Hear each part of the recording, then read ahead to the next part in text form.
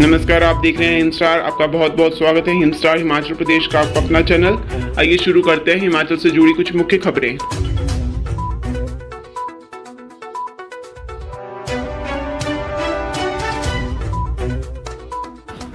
शिमला में गरजे अमित शाह, कहा राहुल बाबा बताएं देश व हिमाचल के विकास के लिए क्या किया। चंबा के भटियात में सोनिया व राहुल गांधी तथा प्रतिभा सिंह और विक्रमादित्य सिंह पर हमला बोलने के बाद शिमला के कसुम्पटी में भी जमकर निशाना साधा। कसुम्पटी में उन्होंने भाजपा प्रत्याशी सुरेश भारद्वाज के पक्ष में प्रचार किया। उनके साथ भाजपा के प्रदेश अध्यक्ष सुरेश कश्यप, सह प्रभारी संजय टंडन विशेष रूप में उपस्थित रहे। अमित शाह ने कहा कि कांग्रेस वाले विकास की बात करते रहते हैं, पर मैं राहुल बाबा से पूछता हूं कि वे हिमाचल तो नहीं आएंगे, पर भारत में जो पदयात्रा चल रही है वहीं से बता दें कि उन्होंने भारत और हिमाचल के विकास के लिए क्या किया।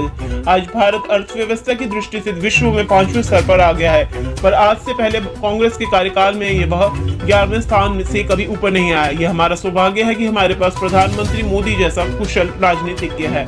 आज देश की सीमा और सेना में कोई घुसपैठ नहीं कर सकता। कांग्रेस के समय में देश में आलिया जमालिया सब घुस जाते थे। भारत में दो सरकारों का फर्क साफ है और जनता सब जानती है। दुनिया को पता है कि देश का प्रधानमंत्री अब कोई मौनी बाबा नहीं परंतु नरेंद्र मोदी है।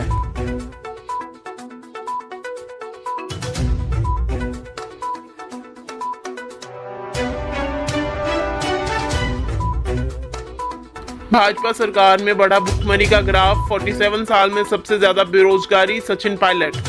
कांग्रेस नेता सचिन पायलट ने हमीरपुर के गांधी चौक में कांग्रेस के प्रत्याशी डॉक्टर पुष्पेंद्र वर्मा के समर्थन में जनसभा को संबोधित किया। कहा कि मनमोहन सिंह के समय में कांग्रेस ने 14 करोड़ लोगों को गरीबी रेखा से ऊपर ले जाने का काम किया।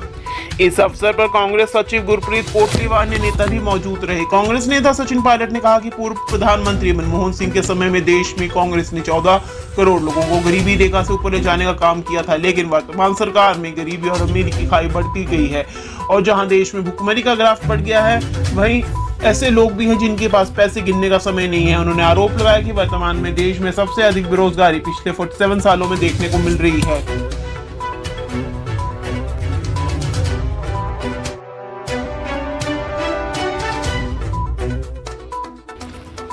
जयराम ठाकुर का तंज, राहुल गांधी यात्रा पर निकले या निकाले गए। मुख्यमंत्री जयराम ठाकुर ने जसवां परागपुर के बाद हमीरपुर जिला के भोरंज में चुनावी जनसभा की। उन्होंने कहा भोरंज विधानसभा क्षेत्र में भाजपा की लगातार जीत होती रही है। भाजपा 9वीं बार जीत की ओर अग्रसर है। मुख्यमंत्री ने राहुल गांधी पर तंज कसा कि वह भारत जोड़ो यात्रा पर निकले हैं या निकाले गए हैं। मोदी की अगुवाई में देश आगे बढ़ रहा है। कांग्रेस के नेताओं को पूछा कि चुनाव प्रचार के लिए राहुल गांधी क्यों नहीं पहुंचे। कांग्रेस के 2 कार्यकारी अध्यक्ष भाजपा में शामिल हो गए। कांग्रेस में अब कोई नेता नहीं रहना चाहता। चुनाव में 5 राज्यों में भाजपा को सफलता मिली है। पंजाब व उत्तराखंड में कांग्रेस की हालत खराब हुई थी। कांग्रेस की यूपीए सरकार में भ्रष्टाचार ही भ्रष्टाचार देखने को मिला। प्रदेश की भाजपा सरकार पर उंगली उठाकर नहीं देख सकते। कांग्रेस नेता तथ्यों के आधार पर सामने आए हैं।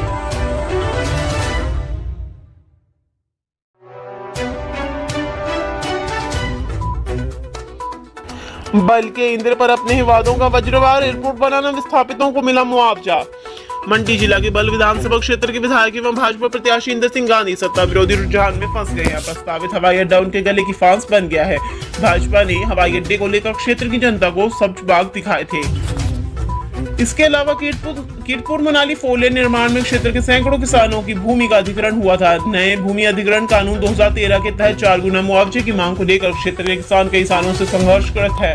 भाजपा ने 2017 के चुनाव में अपने दृष्टि पत्र में प्रभावितों को 4 गुना मुआवजा देने का वादा किया था। 5 साल में इस दिशा में कोई काम नहीं हुआ। विस्थापितों ने अब इस मुद्दे को लेकर मोर्चा खोला रखा है।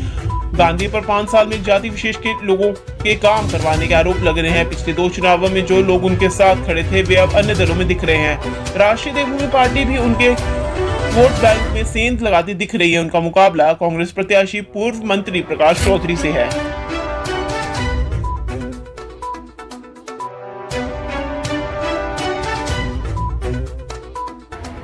इशारों में आशा कुमारी को सीएम पद का दावेदार बता गए केंद्रीय नेता मनीष तिवारी। पूर्व केंद्रीय सूचना एवं प्रसारण मंत्री मनीष तिवारी ने कहा कि हिमाचल प्रदेश बदलाव के लिए तरस रहा है। 6 बार विधायक कोई आम नेता नहीं बनता। प्रदेश की राजनीति में आशा कुमारी का कद काफी बड़ा है। आशा कुमारी की वजह से ही डलहौजी विधानसभा क्षेत्र के दूर दराज के इलाकों सलूनी, किहार, लगेरा आदि की पहचान है। आशा कुमारी ने विधायक रहते हुए न केवल डलहौजी हल्के का अथाह विकास करवाया, बल्कि प्रदेश में शिक्षा मंत्री रहते हुए भी शिक्षा के क्षेत्र में विकास करवाया है। उन्होंने साफ शब्दों में यह भी स्वीकार किया कि आशा कुमारी के जाने के बाद कांग्रेस पार्टी पंजाब में कोई चुनाव नहीं जीत पाई, जिसका प्रदेश और पार्टी दोनों को नुकसान हुआ। कांग्रेस को चुनावों में हार झेलनी पड़ी। इस मौके पर आशा कुमारी की बेटी रवि नंदिनी सिंह भी मौजूद थी।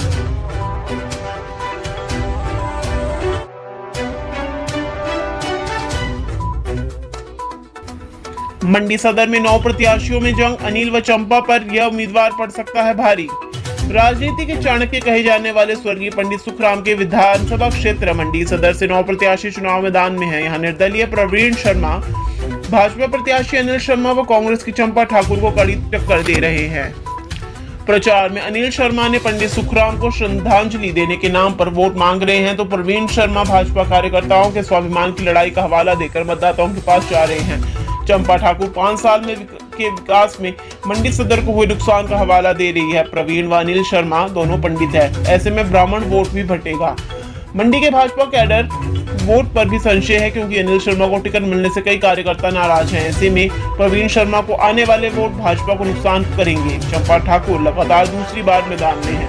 1967 से 2000 तक के चुनावों में नजर दौड़ाई जाए तो कांग्रेस और सुखराम परिवार का ही दबदबा रहा है। 1990 में ही भाजपा के ज्ञानचंद जीते थे, कोई निर्दलीय प्रत्याशी मंडी से नहीं जीता था। आम आदमी पार्टी से श्यामलाल निर्दलीय, मेजर खेम सिंह, राजीव कुमार, लक्ष्मेंद्र सिंह, राष्ट्रीय देवभूमि पार्टी से संजय कुमार व बहुजन समाजवादी पार्टी से चेतराम भी अपनी अपनी जीत का दावा कर रहे हैं।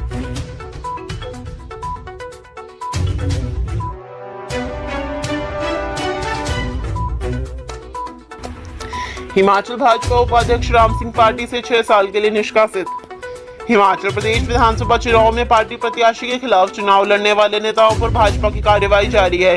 कुल्लू से आजाद प्रत्याशी के तौर पर चुनाव मैदान में उतरे राम सिंह को भाजपा ने पार्टी से 6 साल के लिए निष्कासित कर दिया है। इसके अलावा फतेहपुर में पार्टी के खिलाफ काम करने पर कृपाल परमार पर भी कार्रवाई की गई है। कुल्लू में भाजपा ने पहले महेश्वर सिंह को टिकट दिया था, लेकिन नामांकन के आखिरी दिन उनका टिकट काट दिया गया व नरोत्तम ठाकुर को प्रत्याशी बना दिया गया।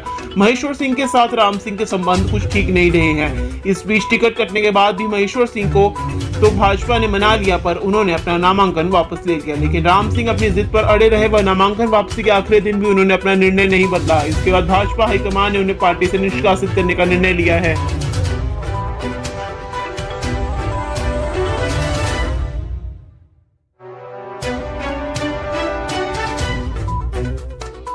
राजीव शुक्ल बोले, सरकार बनने पर निगम भंडारी व यदोपति ठाकुर को मिलेगी बड़ी जिम्मेदारी। हिमाचल कांग्रेस प्रभारी राजीव शुक्ल डैमेज कंट्रोल में जुटे हुए हैं। उन्होंने कहा कि सरकार बनने के बाद युवा कांग्रेस अध्यक्ष निगम भंडारी, कार्यकारी अध्यक्ष यदोपति ठाकुर सहित अन्य पदाधिकारियों को बड़ी जिम्मेदारी मिलेगी।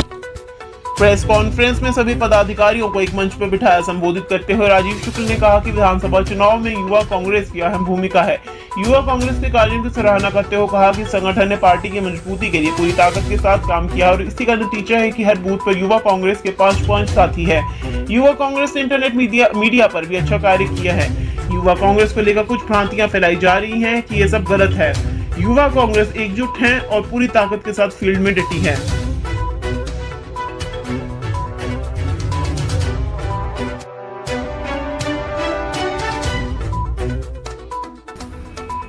शिक्षा, रोजगार और स्वास्थ्य के क्षेत्र में काम करने की जरूरत, चैतन्य शर्मा। चुनावी मौसम में राजनेताओं द्वारा लगातार बैठकों और नुक्कड़ सभाओं का दौर चल रहा है। इसी कड़ी में कांग्रेस प्रत्याशी चैतन्य शर्मा ने लोअर अंदौरा में एक नुक्कड़ सभा की, जिसमें सैकड़ों लोगों ने भाग लिया। शिक्षा, रोजगार और स्वास्थ्य सबसे महत्वपूर्ण कार्य है, जिनमें बेहद कार्य होना बाकी है। सड़क, पानी लगातार होने वाला विकास है, लेकिन सरकारी तंत्र बेहद कमजोर है, जिस कारण आम लोगों को इसका लाभ पूरा नहीं हो मिलता। चैतन्य शर्मा ने कहा कि हमने 40,000 छात्रों को छात्रवृत्ति दी है। हमने 20,000 के करीब सोलर लाइट लगाई। स्वास्थ्य के क्षेत्र में हमने लगातार कार्य किया। कोविड में mask, thermometer, PP kit, oximeter, oxygen cylinder, ambulance सेवा हमने स्थानीय लोगों को दी है। क्षेत्र में गगरेट में एक बड़ा औद्योगिक इकाई लगी थी, जिसमें 5 यूनिट थे, लेकिन अब मात्र 3 रह गए हैं। इन यूनिट को रोकने के लिए प्रयास क्यों नहीं किए गए? चैतन्य शर्मा ने कहा कि हम किसी की आलोचना करने नहीं आए हैं, लेकिन गगरेट को ग्रेट बनाने के लिए हम सब मिलकर क्षेत्र में विकास कार्य करेंगे।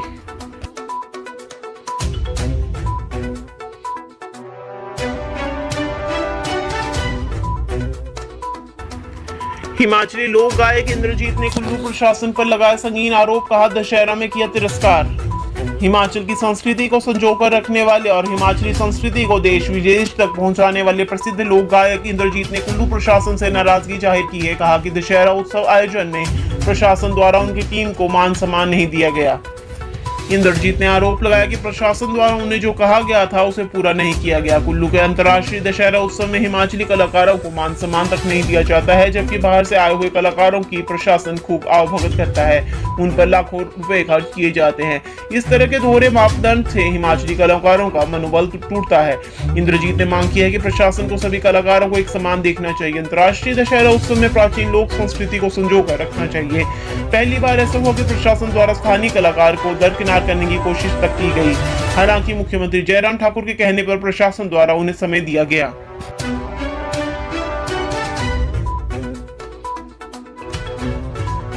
हिमाचल की हर खबर पाने के लिए हिंद स्टार से जुड़ें।